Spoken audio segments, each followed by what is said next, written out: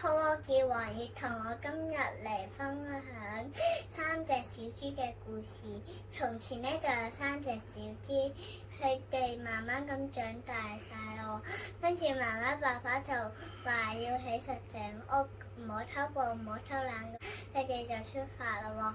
就嗱臨咁起完啦，到第二朝啦，就有隻狼，佢就去到一間屋度吹，踢，整冧咗一間屋。原來一間屋係用草嚟整嘅，所以就整冧咗。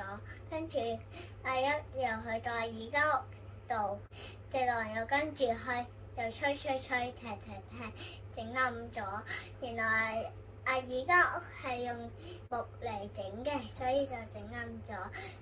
佢隻狼又跟阿一同阿二去山溝，又吹，踢，整唔冧喎。跟住隻狼就走咗啦。我講完啦，多謝大家。My name is Tung Tung. I today to tell you a story. It's called Mickey and Minnie go to find the baseball. Mickey and Minnie go to find the ball. They starting to walk. It's starting to rain. And Mickey and Minnie arrive at the house. And Minnie knocks at the door. Is anyone home? And no one answers the door. Look, the door is not locked. Mickey and Minnie went inside. And the house was very old. The house was very dirty. The house was very dark. And Mickey says, I am afraid. And Minnie says, I am afraid too. And they up the stairs and go a big down hall. And suddenly has a door. And they open the door.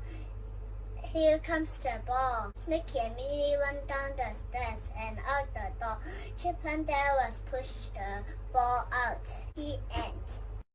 Amigo, amiga, me llamo Tung Tung。我今日嚟表演兩首西班牙文歌，第一首就係一字首西班牙文嘅歌，第二首就係星期一至星期日。首先聽咗第一首歌先。Uno, dos, tres, pinguinito, cuatro, cinco, seis, pinguinito, siete, ocho, nueve, pinguinito, diez, pinguinito, pinguinito。我依家唱第二首歌。Lunes, martes, miércoles, jueves, viernes, sábado, domingo。多謝大家，我唱完啦，Gracias，adiós。